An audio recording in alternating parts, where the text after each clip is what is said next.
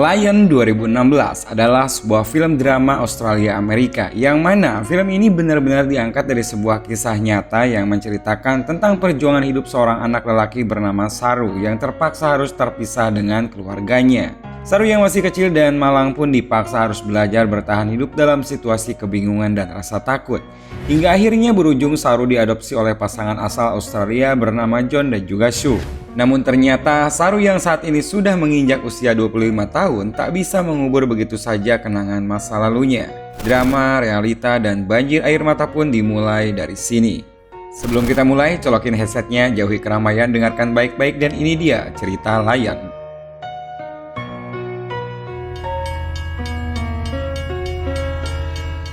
Handwa, India, 1986. Film ini diawali dengan tingkah bajing loncat kakak beradik bernama Gudu dan juga Saru yang sedang mencuri batu bara di sebuah kereta. Walaupun sempat hampir ketahuan oleh penjaga kereta itu, tapi nampaknya mereka ini tidak terlalu mengkhawatirkannya karena mungkin hal ini sudah menjadi kebiasaan mereka. Setelah mereka rasa curiannya cukup, akhirnya mereka pun turun dan menjualnya, dan uang hasilnya pun mereka belikan susu. Ada yang sedikit menyentuh pada momen ini, di mana saat mereka sedang membeli susu, Saru berkata pada kakaknya bahwa ia ingin jalebi. Kalau di Indonesia mungkin semacam kerupuk harga 2000-an. Namun Gudu yang merasa uangnya memang tidak akan cukup bila dipakai untuk membeli makanan tersebut, lantas mencoba menyenangkan hati adiknya dengan mengatakan, "Suatu hari pasti kubelikan jalebi satu warung dek, dan sekalian bareng deh sama emak-emak penjualnya." Saru nampaknya begitu senang dengan perkataan kakaknya, namun lain halnya bagi Gudu yang justru hatinya terasa perih karena memang tak sanggup memenuhi keinginan adiknya yang memang tidak seberapa itu. Setelah urusan mereka selesai di pasar, mereka pun pulang ke rumahnya. Dan berulang di sini kita tahu bahwa keluarga Saru ini memang sebuah keluarga yang hidupnya bisa dibilang sangat kekurangan, di mana mereka tidak memiliki ayah, sementara ibunya sendiri harus membesarkan ketiga anaknya yang masih kecil tersebut dengan cara bekerja menjadi seorang pemulung batu. Dengan gaji 2.500 per hari, bagaimana bisa dia mencukupi kebutuhan hidup keluarga mereka? Untuk sekedar membeli beras saja, sisanya ngutang. Sang ibu yang sedikit merasa heran saat kedua anaknya mampu membeli susu, lantas bertanya dari mana mendapatkannya. Namun keduanya tidak menjawab, walau sepertinya sang ibu pun sudah tahu dari mana asal uang tersebut. Namun karena ibunya sendiri memang menyadari bahwa dia tidak bisa memberikan lebih untuk kebahagiaan anaknya, akhirnya hanya bisa tersenyum untuk menutupi kesedihannya. Selain menjadi bajing loncat, ternyata Gudu ini juga nyambi jadi kuli panggul di stasiun kereta yang ada di kota. Dan inilah awal cerita sebenarnya baru akan dimulai. Begitu mereka sampai di stasiun kota, apesnya si Saru ini malah tertidur dan susah dibangunin. Hal ini tentu saja membuat Gudu jadi galau antara mulai kerja atau menemani adiknya. Namun karena mungkin menurut Gudu adiknya bisa ditinggal dan dibiarkan tidur di kursi ini, ia pun langsung menyuruh Saru untuk menunggu dan jangan pergi kemanapun sampai dia kembali. Entah sudah berapa lama Gudu pergi, tiba-tiba di tengah malam Saru terbangun. Saru yang melihat stasiun sepi tanpa penghuni ini mulai ketakutan dan berusaha memanggil kakaknya. Karena Gudu gak kunjung datang juga, akhirnya ia pun berjalan mencari kesana kemari sampai ke dalam kereta. Gudu? Entah apa yang dipikirkan Saru saat itu, ia pun malah diam di dalam kereta ini dan apesnya ia malah ketiduran. Dan ketika bangun, Saru melihat kereta tersebut sedang melaju kencang. Berteriak dan berusaha keluar, semuanya sia-sia karena kereta itu dalam keadaan terkunci dan kosong. Jika memang ada pintu kebuka pun, tidak mungkin Saru bisa turun karena kereta ini memang melaju sangat cepat sekali, seperti yang lagi ngejar setoran. Entah kemana kereta ini pergi dan berapa lama Saru terjebak di dalam. Akhirnya kereta ini pun berhenti juga. Saru semakin dibuat kebingungan dan tak tahu arah. Bahkan yang membuat parahnya lagi, bahasa yang digunakan Saru ternyata berbeda dengan bahasa yang digunakan orang di tempat tersebut.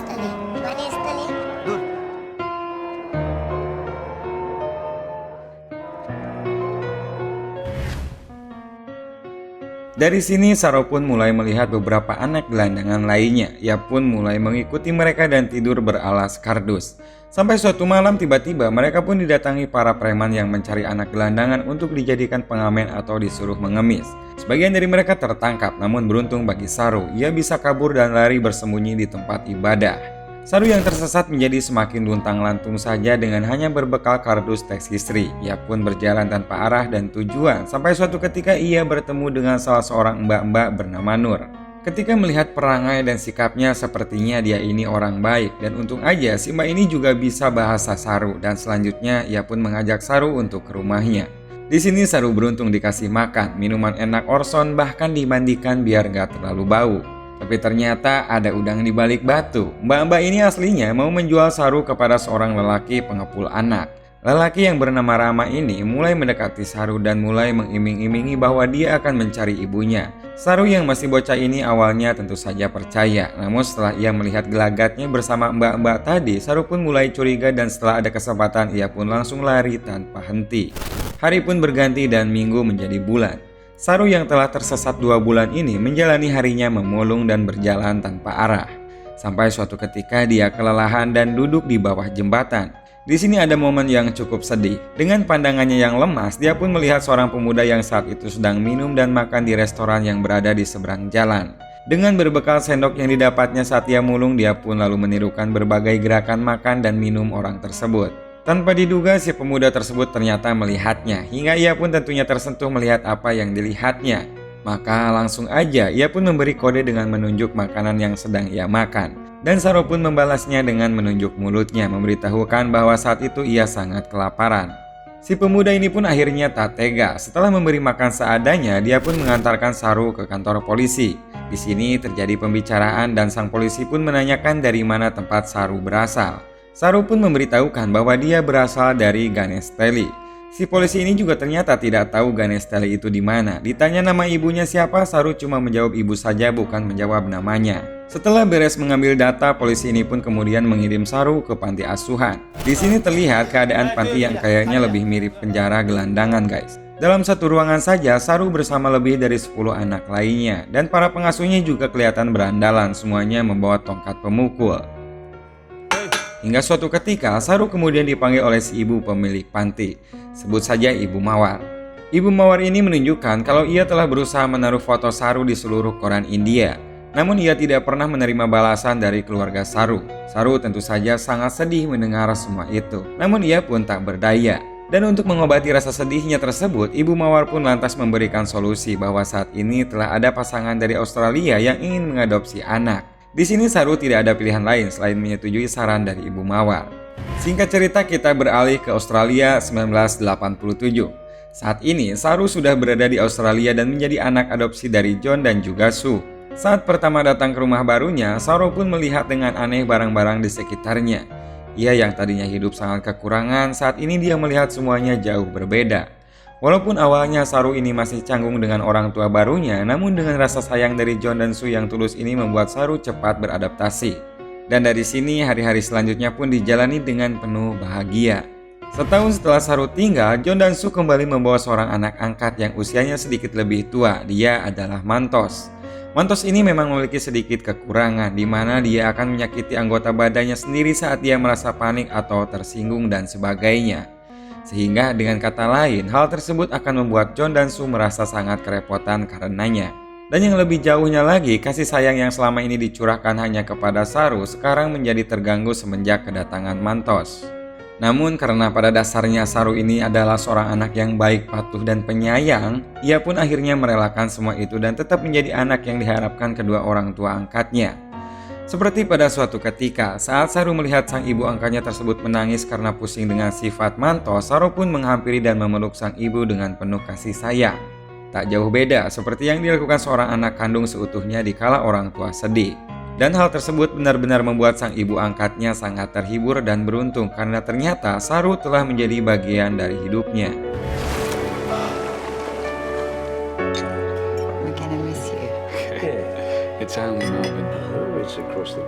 20 tahun berlalu, Saru kini telah menjadi seorang remaja tampan sekaligus remaja yang punya banyak prestasi.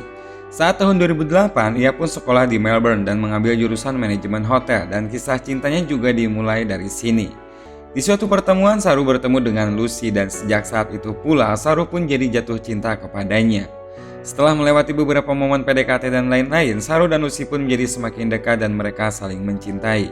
Suatu hari, Saru dan Lucy menghadiri sebuah acara makan malam bersama teman-temannya. Karena teman-teman Saru ini juga ada orang India, maka hidangan mereka saat makan adalah makanan khas India. Dan ketika pas Saru melangkah ke dapur untuk mengambil minuman, mendadak saja Saru melihat jalebi. Makanan yang 20 tahun ke belakang pernah sangat diinginkannya. Hal ini tentu membuat semua kenangan 20 tahun lalu terlintas kembali di pikirannya. Saru sangat terharu dan teringat pula dengan kakaknya, Gudu, ibunya, bahkan juga adik perempuannya. Dengan tangan gemetar diambilnya jalebi tersebut, diciuminya lalu dicicipinya. Air mata pun tanpa terasa berlinang di kedua belah pipinya. Lucy dan yang lainnya yang memperhatikan keadaan tersebut jadi terheran-heran dan cemas mendapati Saru yang demikian. Akhirnya setelah dirasa tenang, Saru pun mulai mengungkapkan terhadap yang lainnya tentang dari mana asalnya, siapa dia sebenarnya, dan semua perjalanannya hingga ia bisa sampai di Australia. This new program, Google Earth. It's incredible. You can find any place from anywhere. Listen to me. Salah satu temannya pun lantas memberi saran supaya Saru mencari daerah tempat asalnya dengan mengandalkan bantuan dari teknologi Google Earth. Namun Saru memilih tidak melakukan semua itu karena dia rasa itu sudah lama sekali dan sudah tidak mungkin ia bisa mengingatnya. Bahkan yang diingatnya saja hanya nama Ganesteli dan kursi tempat tidurnya yang berseberangan dengan tower air. Sedangkan nama Ganesteli sendiri tidak pernah ada sama sekali. Tapi biarpun demikian, kejadian yang terjadi di acara makan-makan itu justru membuat Saru menjadi semakin kepikiran. Bahkan di suatu malam sehabis melakukan push up sejenak dengan Lucy ini, si Saru ini diam-diam pergi ke tengah ruangan. Ia pun mulai mengambil laptopnya dan mulai mencari informasi kereta sampai tempat-tempat terdekat yang mungkin bisa dia ingat. Dari sinilah awal mula pencarian tempat asal Saru.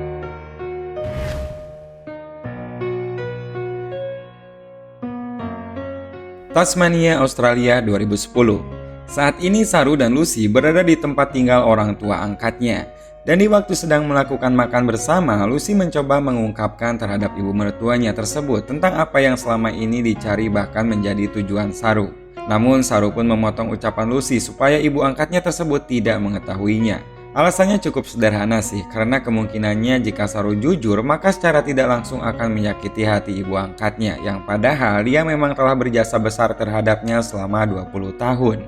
Karena hal itu, suasana makan pun menjadi canggung apalagi ketika tiba-tiba muncul Mantos yang justru malah memperkeruh keadaan. Sedikit pertengkaran pun terjadi karena sebenarnya Mantos ini sering banget membuat ibunya sedih dan hal itu membuat Saru kurang menyukainya. Saru nampak semakin sibuk dengan apa yang menjadi keinginannya dan yang juga menjadi tujuannya. Ia pun sampai membuat peta jalur pencarian di tembok kamarnya, menghitung dan menandai semua kemungkinan jalur kereta yang saat itu ia naiki, sampai mencari seluruh stasiun kereta lewat Google Earth. Dan hal tersebut juga secara tidak langsung membuat Lucy bertambah jengkel karena Saru tidak mau jujur tentang apa yang terjadi sebenarnya. Sampai semakin memanas dan Lucy pun meninggalkan Saru. Hari demi hari, Saru lalui dengan mencari tempat tinggal asalnya, sampai suatu saat Saru tidak sengaja bertemu kembali dengan Lucy. Ia pun akhirnya mengungkapkan segala yang selama ini mengganjal di hatinya. Bahkan dari Lucy juga, Saru mengetahui bila ibu angkatnya kini semakin murung menyikapi tingkah kedua anak angkatnya tersebut. Saru pun dengan wajahnya yang semakin lusuh meminta maaf kepada ibu angkatnya bahwa dia tidak bisa menjadi anak yang baik seperti anak seutuhnya yang didambakan oleh ibu angkatnya tersebut. Karena dia pun memang tidak berdaya ketika mengikuti suara hatinya yang selalu mengatakan bahwa ia sangat merindukan sosok ibu dan keluarga aslinya yang lama terpisah. Dan Saru pun mengatakan jika hidup ibu angkatnya tidak akan menjadi seperti ini andai kata ia bisa memiliki anak kandung sendiri. Namun jawaban sang ibu membuat Saru benar-benar tidak berdaya. Sebenarnya bukan dia tidak bisa mempunyai anak, namun sengaja memilih untuk tidak mempunyai anak karena dengan cara begitu maka secara langsung akan bisa mengisi kekosongan dan juga harapan anak-anak lainnya yang ditakdirkan memiliki nasib malang karena kehilangan ataupun diabaikan oleh orang tuanya. Mendengar hal itu, Saru pun akhirnya luluh. Dia pun merasa begitu tidak enaknya apabila ia harus terus bersikeras untuk mencapai tujuannya tersebut. Dan di saat itu pula ia berpikir untuk menghentikan semua pencariannya. Bahkan ia juga datang kepada kakaknya Mantos dan meminta maaf kepadanya atas semua kebenciannya selama ini. Suatu malam, Saru yang sedang melamun, ia pun membuka laptopnya dan asal mencet menggeser-geser setiap titik yang telah ia tandai. Dan tiba-tiba saja, secara tidak sengaja, Saru justru menemukan tempat yang dulu menjadi tempat tinggalnya. Dari mulai stasiun saat berpisah dengan kakaknya, tempat bermainnya sehari-hari sampai ke desanya yang ternyata selama 20 tahun ini ia salah menyebutkan. Karena tempat tinggalnya tersebut memang bukan Ganesteli, melainkan adalah Ganestalai.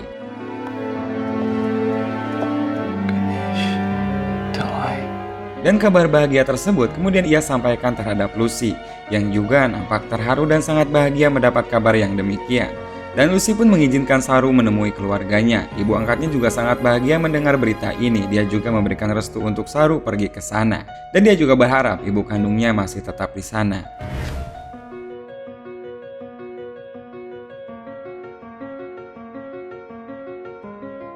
Maka berangkatlah Saru ke Ganesthalai, menyusuri berbagai tepian jalan serta gang yang masih diingatnya. Dan akhirnya sampailah Saru ke rumah yang menjadi tempat tinggalnya saat 20 tahun lalu. Dan tanpa tunggu lama, dia pun langsung masuk ke dalam rumah tersebut. Namun, rumah tersebut sudah tidak ada orangnya dan justru menjadi tempat ternak kambing. Saru pun marah dan kecewa karena memang melewatkan waktu yang begitu lama. Dan tiba-tiba muncul seorang bapak-bapak yang menanyakan tentang apa tujuannya ke tempat tersebut.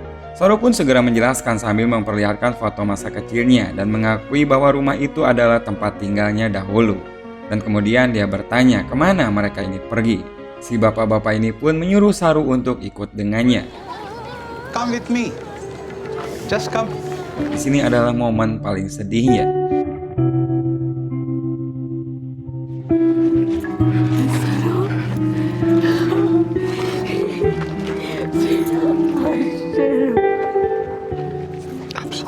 Momen haru pun terjadi di adegan ini, apalagi saat Saru juga mengetahui bahwa kakaknya yang selama ini ingin ditemuinya justru telah tiada karena tertabrak kereta saat sedang mencari Saru di malam itu.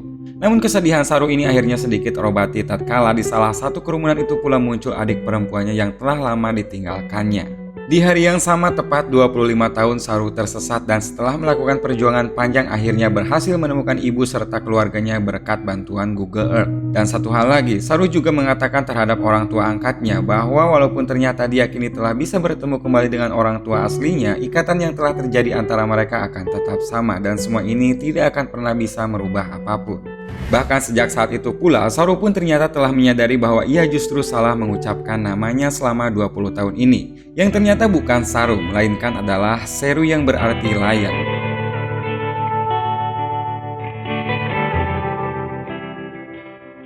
Hikmah yang bisa kita ambil di sini adalah bagaimanapun kita mendapat kebahagiaan walau dalam apapun bentuknya, kasih sayang dari seorang orang tua tetaplah yang utama dan itu tidak bakalan bisa tergantikan. Dan satu lagi yang bisa kita petik hikmahnya, bagaimanapun yang terjadi dan bagaimanapun juga keadaannya, maka sebaiknya kita tidak mudah melupakan jasa baik orang lain terhadap kita. Karena tentunya kita bukanlah apa-apa dan gak bakalan bisa jadi siapa-siapa jika tanpa bantuan orang lain. Terima kasih buat kalian semua yang udah nonton sampai akhir dan semoga kalian suka dengan ceritanya. Sampai jumpa lagi di video 7 menit selanjutnya.